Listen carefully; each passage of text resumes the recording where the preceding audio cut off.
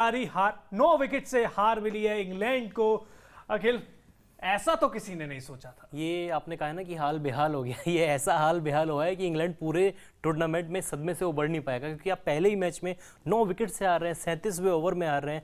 करीब करीब आपने 300 रन का टारगेट दिया था, लेकिन इतना शर्मनाक परफॉर्मेंस आपकी टीम करेगी। डिफेंडिंग चैंपियन हो यार आप, किसी ने नहीं सोचा था, मैंने तो नहीं सोचा था। अंकिता, जिस हिसाब से रविंद्र और कॉनवे बैटिंग कर रहे थे, ऐसे देखो टक टक, अच्छा अब ऐसे टक, वो मूवी देखी आपने चैन खुली की मैन खुली, जिसमें एक बच्चा मारता है टक टक, वो मतलब ऐसे लग रहा था कि मतलब हर एक बॉल पे चौके छक्के की बरसात हो रही थी। और ड्वेन कॉनवे जो है वो वर्ल्ड कप 2023 के पहले शतकवीर बन चुके हैं। और रचिन रविंद्र की तारीफ जितनी की जाए उतनी कम होगी, क्योंकि जिस तरीके से वो बैटिंग करते हैं, जिस तरीके की वो लय में नजर आए, चाहे हम बॉलिंग में तो कमाल करके नहीं दिखा पाए, लेकिन बैटिंग में वो जलवा देखने को मिला। साथ ही साथ ड्वेन कॉनवे जो एक जबरदस्त फॉर्म में नजर आए, हमने देखा कि साझेदारी बहुत अच्छी हुई है। कहीं ना कहीं न्यूजीलैंड की टीम जो है वो कमबैक किया है और धमाकेदार कमबैक किया है। लक्ष्य सर ने जैसे कहा कि 4 साल बाद वो बदला लिया है, और ऐसा बदला लिया है ना कि इंग्लैंड को मतलब सदियों याद रहेगा। नानी याद दिला दी। रविंद्र की अगर आप शरीर देखे, कद काठी देखे, तो लगता नहीं है कि बड़े बड़े लंबे छक्के मारेंगे, लेकिन गेंद तो ऐसे फेंक रहे थे, 5 छक्के लगाए कि मतलब दूसरे स्टैंड में जाके गिर रही थी। न्यूजीलैंड की टीम में एक ब्रेंडन मैककलम ऐसे खिलाड़ी थे जिनके कद गाटी को देख के लगता था कि खिलाड़ी दुनिया के किसी भी स्टेडियम में लंबे लंबे छक्के लगा सकता है। बाकी कोई खिलाड़ी इतना दमखम नहीं रखता, लेकिन रचिन रविंद्र ने 5 छक्के, 128 का स्ट्राइक रेट इनका रहा, 96 गेंदे, 11 चौके इनके बल्ले से देखने को मिले, और लक्ष्य दोनों का ही स्ट्राइक रेट मतलब 125 के ऊपर रहा है। मुझे लग रहा है कि ये 2023 वनडे वर्ल्ड कप के साथ अगले साल जो T20 वर्ल्ड कप होने वाला है ना, न्यूजीलैंड की टीम उसके लिए भी तैयारी कर रही है। और रचिन रविंद्र ये एक ऐसा नाम होने वाला है जिसने एक नया सितारा जन्म ले चुका है क्रिकेट के गलियारों में, और ये बहुत नाम कमाने वाला है आगे जाके। बिल्कुल, हमने वार्म अप मैच में देखा था अखिल की वहां पर अच्छी गेंदबाजी की थी रचिन ने, और आज बल्लेबाजी में वो कमाल करके दिखाया है। वर्ल्ड कप का पहला मुकाबला इंग्लैंड के साथ था, और जो करारी हार मिले इंग्लैंड को वो मुझे लगता है कि सदियों तक याद रहेगी। साथ ही साथ बात करें इंग्लैंड की, तो इंग्लैंड की शुरुआत थोड़ी सी धीमी रही है, लेकिन जो उसका मिडिल ऑर्डर कहीं ना कहीं मुझे लगता है कि वो थोड़ा सा कम नजर आया। उनके साथ मुझे लग रहा है कुछ गलत हुआ है, उनको किसी दूसरी पिच पे खिला दिया था। न्यूजीलैंड से कहा कि नहीं, आप इसके बगल वाली पिच पे खेलो। मैं तब से फोन में यही देख रहा हूँ कि कहीं बटलर ऐसी तो कुछ कहने वाले नहीं है कि इंग्लैंड हमने को दूसरी पिच दे दी थी, न्यूजीलैंड दूसरी पिच दे दी है, तो ठीकरा सर ICC के ऊपर फोड़ने वाले हैं वो। और आज पाकिस्तान की जनता को क्या हुआ, वहां की जनता मतलब अहमदाबाद में कुर्सियां खाली है, सारी चेयर खाली है, 50-60 हजार लोग तो वहां पे हैं। वो तो मैच इंडिया का नहीं है, तब ये हाल है। कब रोने की आदत खत्म हो गई है पड़ोसियों की? देखिए, वो तो आदत शायद कभी ना जाए। बहाना मिल गया उन लोगों को, कोई बात नहीं, कोई बात नहीं। अभी तो भिड़ंत होगी भारत के साथ भी, वहां पर कुर्सियां नहीं, शायद आप पूरे देखने को मिले। पड़ोसी ने जो ट्वीट किया ना, मैं कल के मुकाबला, कल इन्हीं का मैच है पाकिस्तान और नीदरलैंड, कल देखते हैं कितनी कुर्सियां। उनके पास बहाना मिल जाएगा ना, हमको तो वीजा नहीं मिला था, हमारे पास ये है। लेकिन चलिए, जॉस बटलर ने क्या कहा है ये भी आपको बता देते हैं कि ऑब्वियसली यही कहेंगे कि हार से दुखी हैं, डिसअपॉइंटेड है। लेकिन उन्होंने कहा है कि न्यूजीलैंड ने हमको हर डिपार्टमेंट में आउटप्लेड कर दिया है, यानी कि हर डिपार्टमेंट, चाहे फील्डिंग हो, चाहे बल्लेबाजी हो, चाहे गेंदबाजी हो, हर डिपार्टमेंट में पीछे छोड़ दिया। लेकिन उसी के साथ उन्होंने ये उम्मीद भी जताई है कि लंबा टूर्नामेंट है, हम वापसी करेंगे। लेकिन एक चीज है अखिल और अंकिता, ठीक है इंग्लैंड हार गया है, लेकिन उनको रूल आउट करना भी एक बहुत बड़ी बेवकूफी होगी।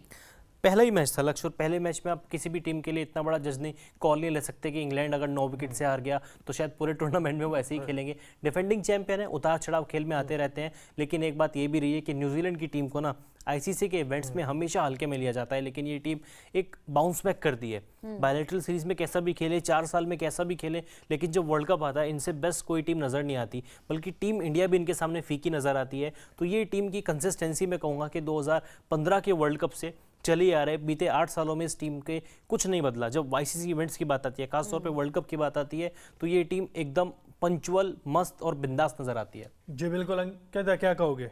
बिल्कुल, क्योंकि आज के प्रदर्शन के बाद ये लगा है कि वो कमबैक देखने को मिला। और जिस तरीके से अखिल ने कहा कि जब वर्ल्ड कप की बात आती है तो कहीं ना कहीं न्यूजीलैंड की टीम एक उभरता हुआ, हम कह सकते हैं कि जितने सारे बैट्समैन होते हैं, जैसे हमने रचिन रविंद्र को देखा कि एक उभरता हुआ सितारा हमारे सामने है, और डरने की जरूरत है, क्योंकि बॉलिंग से भी वो कमाल का प्रदर्शन करते हैं, साथ ही साथ बैटिंग में भी कमाल का प्रदर्शन करते हैं।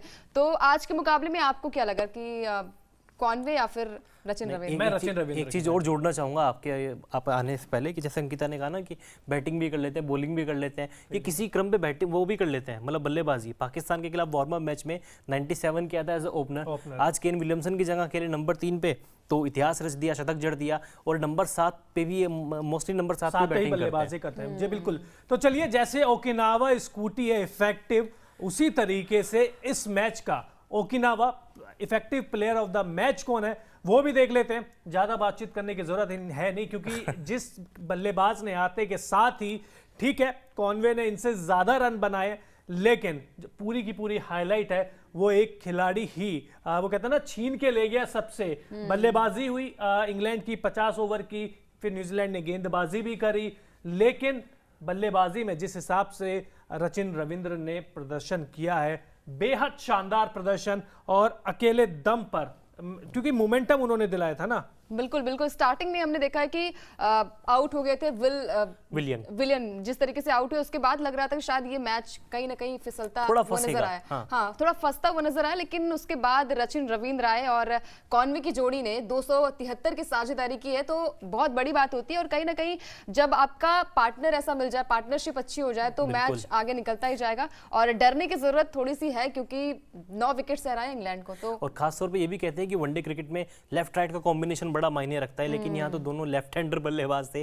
एक भी ये इंग्लैंड का ऐसा गेंदबाज था जिसके सामने ये दोनों परेशान नजर आए हों। एक भी ऐसी गेंद पूरे मैच में देखने को नहीं मिली, पूरी पारी में न्यूजीलैंड की, जहाँ पे इंग्लैंड के गेंदबाजों ने दोनों ही लेफ्ट हैंडर बल्लेबाजों को परेशान किया हो। जी बिल्कुल, आपको दिखाएंगे ग्राफिक्स के जरिए भी दिखाएंगे कि Okinawa effective player of the match अगर रचिन है तो उन्होंने किस तरीके का प्रदर्शन किया है, क्यों हम उनको, क्योंकि कॉनवे ने तो उनसे ज्यादा रन बनाए हैं, लेकिन इंपैक्ट किसका था? मेरी नजरों में जो प्रेशर हटाया था वो रचिन रविंद्र ने हटाया था आते के साथ ही। कॉनवे ने ठीक है अच्छी बल्लेबाजी करी है, 150 रन से ज्यादा रन बनाए हैं, लेकिन रचिन रविंद्र के 123 रन मुझे लगता है कि शायद कॉनवे से थोड़े से आगे निकल गए, क्योंकि एक तो अनुभव, बिल्कुल कॉनवे आईपीएल में भी खेलते हैं, इंडिया में बहुत खेलते हैं, पहला शतक लगाया उन्होंने अपना इंटरनेशनल करियर का, और वो भी वर्ल्ड कप के पहले मैच में वर्ल्ड चैंपियंस के खिलाफ। बिल्कुल, पहले ही मैच में वर्ल्ड कप के एक प्रेशर रहता है, वर्ल्ड कप में पहला मैच बतौर डेब्यू था इनका,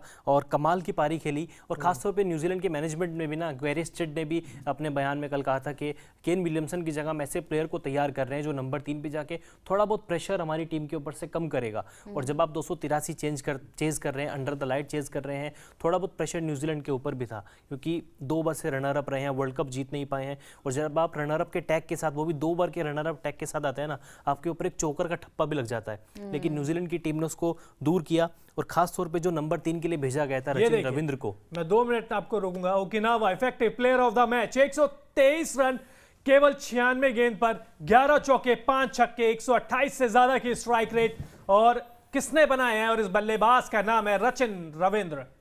बिल्कुल, रचिन रविंद्र जो कि लाइमलाइट इन्होंने सारी चुराई। ड्वेन कॉनवे ने पहला तो सही थोड़ा सा कौन है, कहां से आते हैं? देखिए, भारतीय मूल के निवासी हैं, बेंगलुरु से बिलोंग करते हैं और न्यूजीलैंड के लिए खेलते हैं। और एक और इनका नाम जो सचिन तेंदुलकर और राहुल द्रविड़ के नाम से, इनके जो माता पिता हैं उन्होंने उनके नाम से इसका नाम बनाया है। राहुल द्रविड़ के नाम से रा और सचिन के नाम से चिन, तो रचिन जो है वो सचिन और राहुल के नाम से बना हुआ है। लेकिन आज प्रदर्शन तो सहवाग वाला किया है इन्होंने, दोनों को हटाते हुए प्रदर्शन। तो ये है Okinawa effective player of the match Rachin Ravindra. और चलिए इनके बारे में बातचीत कर ली, तो अब ओकिनावा स्कूटी है जो अलग अलग कलर में आती है, और बहुत सारे कलर्स में आपको मिल जाएगी।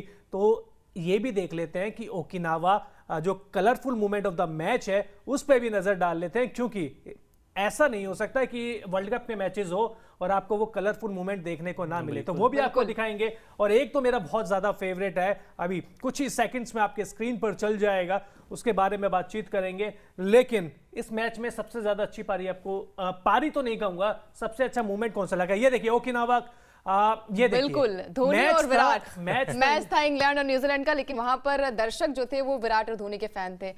बिल्कुल, और ये तस्वीर जो है आपके सामने रचिन रविंद्र की भी है और विराट और धोनी की भी।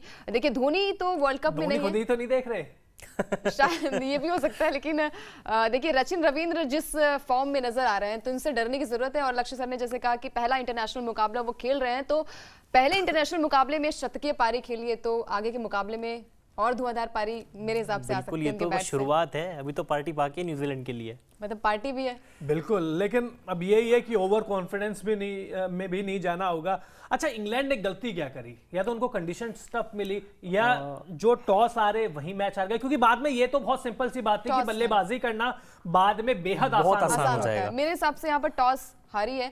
हारने के बाद कहीं ना कहीं मोमेंटम उनका, मैंने कहा ना कि मोइन अली 11 रन पर आउट हुए, तो शायद वो साझेदारी उनकी हो नहीं पाई और एक के बाद सारे बैट्समैन आउट होते गए। जो रूट ने एक अच्छी पारी खेली, लेकिन उनका सहयोग, उनका योगदान देने के लिए कोई बैट्समैन वहां पर बचा नहीं है, तो शायद वहां पर मिडिल ऑर्डर उनका थोड़ा सा मुझे समझ नहीं आया और कहीं ना कहीं गेंदबाजी तो बहुत खराब रही है। और खासतौर पर जब आपको पता है किस तरह की विकेट होने वाली है और आप पहले बल्लेबाजी कर रहे हैं ना चाहते हुए भी, आपको चाहिए था कम से कम 350 रन तो बोर्ड पे लगाएं, क्योंकि आपको पता है कि अंडर द लाइट चेज हो सकता है और न्यूजीलैंड ने वो करके भी दिखाया। लेकिन उसके बाद भी अगर इंग्लैंड की गेंदबाजी पर नजर डालें, Chris Woakes, Sam Curran, Mark Wood, ये 3 धुरंधर हैं और ये 3 इंग्लैंड के मॉडर्न क्रिकेट में, वाइट बॉल क्रिकेट में लीडिंग विकेट टेकर्स में से एक माने जाते हैं। तो अगर अभी तो टूर्नामेंट शुरू हुआ है, अगर आने वाले मैचेस में भी इसी तरह की विकेट मिलती है और इंग्लैंड पहले ही बल्लेबाजी करता है, तो आप हर बार ये नहीं कह सकते कि हमको कंडीशंस ऐसी मिली हैं, इस तरह का परफॉर्मेंस किया हमने। आपको इस तरह की परिस्थितियों में विकेट्स लेने होंगे। बिल्कुल, सैम करन ने एक विकेट लिया, लेकिन उसके अलावा कोई भी ऐसा बॉलर दिखा नहीं कि जो लय में नजर आया, और सभी वहां पर सभी की पिटाई हुई है। और जिस लय में यहाँ पर कॉन्वे और हम बात करें रचिन रविंद्र नजर आए, तो आगे के मैचेस में भी ऐसी साझेदारी देखने को मिल सकती है। अगर बैट्समैन एक बार टिक गया और सामने अगर अच्छी लय में कोई दूसरा बल्लेबाज नजर आए, तो आउट करना मुश्किल ही नहीं नामुमकिन नजर आ रहा है। और इंग्लैंड को सबक सीखने की जरूरत है कि आपको भाई बॉलिंग भी, क्योंकि आपके पास धुरंधर की कमी नहीं है, आपकी बैटिंग लाइनअप भी अच्छी है, बॉलिंग भी अच्छी है। एक चीज और भी है अंकिता और अखिल, मुझे लग रहा है आज जो इंग्लैंड है वो एंकार में खेल रही थी। एक प्लान के साथ आए थे कि हम शॉर्ट पिच गेंद ही करेंगे, हम शॉर्ट पिच आप वुड की देख लीजिए गेंदबाजी, शॉर्ट ऑफ पिच लेग, उन्होंने वो सारी चीजें करी, लेंथ, ठीक है। सैम करन की देख लीजिए, एक जिद के साथ आए थे कि हमारा प्लान भी नहीं करेंगे, हम यही करते रहेंगे, अगर शॉर्ट पिच डालनी है तो यही डालते रहेंगे। अब उनका ये था कि भाई न्यूजीलैंड के गेंदबाजों को भी तो मदद मिली है ना यहाँ से, लेकिन कंडीशन तो उस समय अलग थी, उस समय तो ड्यू थी नहीं, उस समय तो लाइट जली नहीं हुई थी। अंडर लाइट्स वैसे भी बल्लेबाजी करना थोड़ा सा आसान हो जाता है, और अहमदाबाद में तो वैसे भी आसान हो जाता है। तो आपको लगता है कि शायद जो कप्तानी की हो या जो टीम मैनेजमेंट की प्लानिंग है उसमें भी कमी रह गई? शायद एक रणनीति यही थी ना, क्योंकि डैन कॉर्वे को हमने देखा है, चाहे आईपीएल की बात हो, इंटरनेशनल क्रिकेट की बात हो, शॉर्ट पिच गेंदों के सामने थोड़ा बहुत स्ट्रगल करते हैं।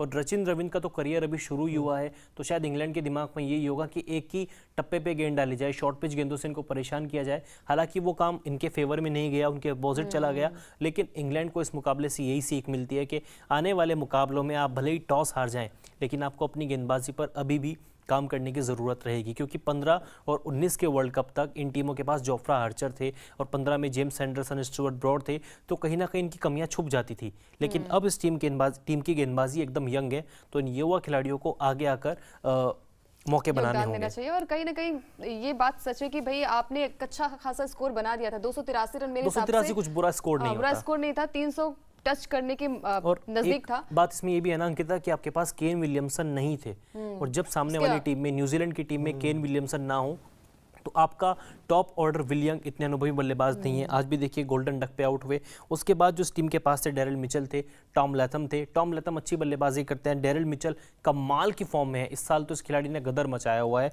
लेकिन वो ये है कि अगर थोड़ा बहुत स्ट्रगल ये टीम कर सकती थी, इंग्लैंड अगर ये मैच जीतती तो टॉप ऑर्डर को आउट करने के बाद ही जीत सकती थी। केन विलियमसन का ना होना, 283 रन बोर्ड पे लगा देना, है भी कि नहीं है? हाँ वही तो कमी नहीं खली, क्योंकि अगले मैच में तो न्यूजीलैंड